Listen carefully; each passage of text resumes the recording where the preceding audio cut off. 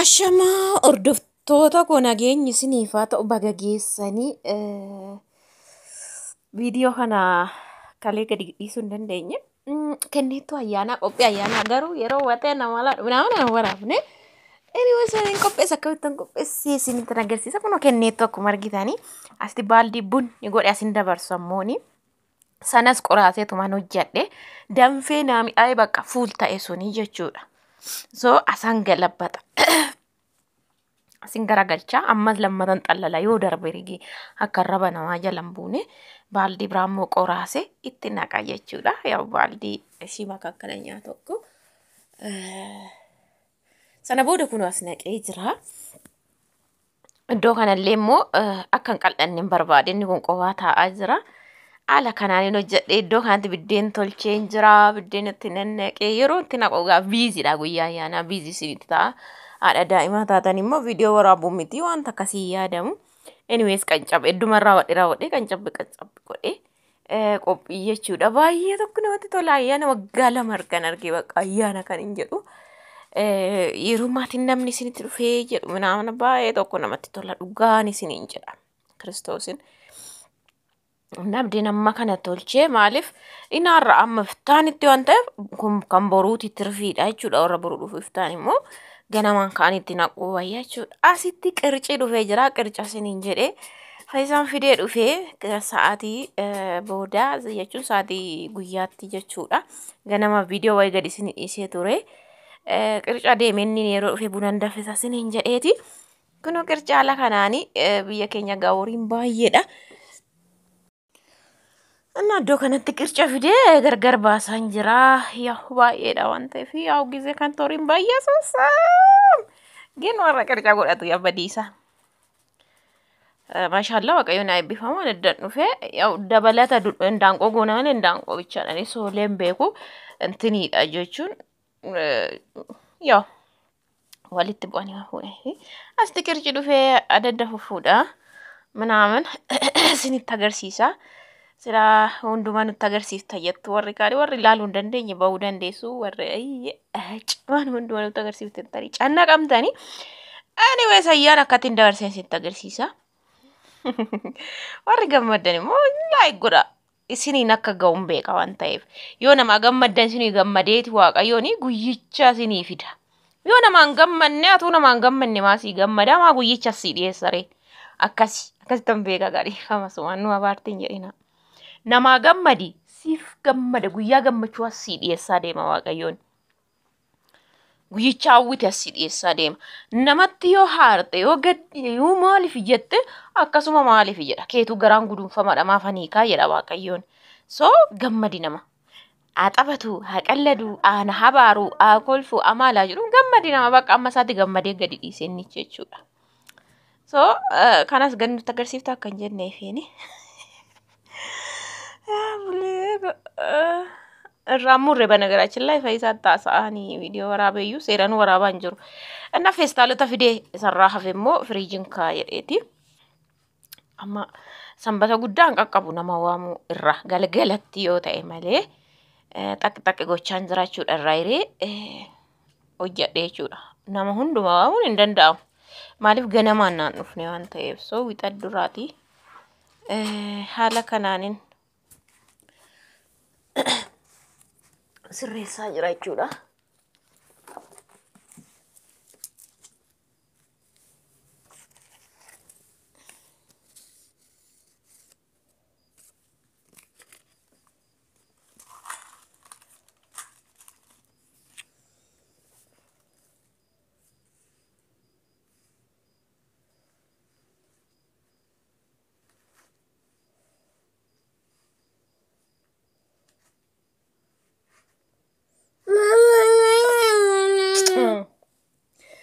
Mo dabo sisterin nu tolche yeroon tolchuun viidiyoo waraabee kan nama sadii tolchite kuni jala garagalee jira kwaasatti mul'ata.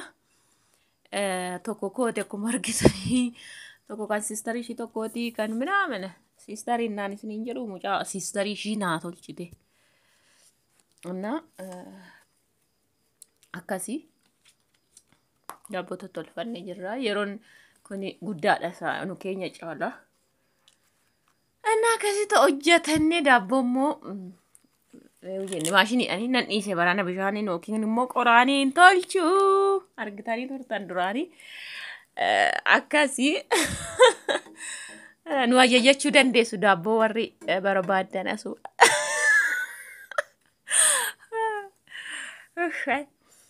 Akkasitti iddoo kanatti immoo shunkurtiin qophaa'ee jira.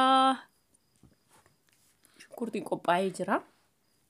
Shunkurtiin immoo kan fooniiti በነገራችን ላይ foonii fi hindaanqoo qixaan murtan waanuma beekamuudha. Antiniini shunkurtiin gurgurdatee muramuu qabas kan foonii akka hindaanqoo burkut jechuun qabu. Asitti jammareen ture jechuudha. Waxuu jammaree qullubbiitti naqaa ture. Duraan hindaanqadhe ol kaa'e qullubbii guyyaa lama dura firiijii.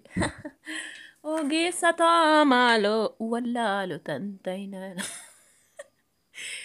Inna qullubbiitti daddabalan jira. Maankaa arfaffaatti naqeen jira. Hindaanqoo miti foonii waan ta'eef 4-5 hin ga'a. Diimaadha qoba qobaa nadhugaa shunkurtiin qoba qobaadha. Inna akkasii zinjibilaa fi qullubbii jechuudha walitti. Daakeen qodaada qabdi qoditti namaa burcuqqoon firiijii gara olii hin kaa'ee. Baay'ee darraq hin jenne maabiraatiin nu yaalaa badee ture ayyaanni boru se'anii irraan bullee maabiraati waan ta'eef laqaq jedhee jiran qunxuraa makiina akkasii jechuudha. Haala kanaanii guyyicha ayyaana bariin ga'e waxii diimaa isaa adii isaa isinitti agarsiisuu naan taane akkuma isin jedhe halkanii garuu kun ayyaanni bariin gaa sanbatichi ga'eera akkuma isin jedhe. Iddoo kanatti maddee uffadhe kanaanii miti kan waamicha deddeemee uffata akkuma isitti kennaa fayyisaa waan ta'eef soorii fayyisaa waan ta'eef uffadhee ka'e jechuudha. Zim jedhee ganama bunaan daffisa kaawwadhee mirxiidha jedhee jechuudha. Qoqophaa'ee mana kuduraa isitti agarsiisee akkattiin qopheessee ishiin keewwadhee buna danfisuudhaaf marga hafeen jira. Yoo akkuma sitti mee fayyisaa haala kanaan qopheessee jira isiniin jechuudha. Waaqayyoon guyyichaan isin haa ga'u isin isa fuuldura guyyicha hawwitan guyyicha ayyaana isiniin jechuu kootaan taane isa geessaniitu geenyaan haasofna. Guyyicha hawwitaniin isin haa ga'u isiniin jechuu barbaada. Viidiyoo koo laayik sheer godhaa sabiskiraayib gochuu hin dagaatinaa yaada qabdan naa barreessaa. Gaarummaadhaan akka namummaatti nama eenyummaa keessan madaalannaa waan ta'e jettanii otoo arraba warra gadhootaan fakkaan hin taane gaarummaadhaan iddoo kana sirrees iddoo kana jechuun hin jira. Namni jedheef hin sirradhu fakkeenya akkuma isitti garuu jechuun ilaaltee dhugaadhamuun sooyettee irraallee deebi'uu dandeessa. Garuu yaada gaarii barreessuun immoo eenyummaa kee ibsaa jechuudha. Akkasin isiniin jedhaa. Yaada qabdan naa barreessaa laayik sheer godhaa. Viidiyoo kana ilaaltanii immoo maatii haaraa warri taatan seenatii sabiskiraayib godhaa isiniin jechuu jaalladhaa. Baay baay nagaan waaqayyo isiniif naa ta'u baga geessanii bagattiin isin ga'ee guyyichaanii kiristaanni hundumti keessanuu guyyaa waaqayyo nuuf jedhee cubbuu keenyaaf jedhee fannoorra oolee fannoo sana immoo mo'atee ka'eedha. Wajjin immoo nutis du'ichaa raakaanee du'icha keessaayyuu akkasii isiniin jechuu barbaada. Baay baay.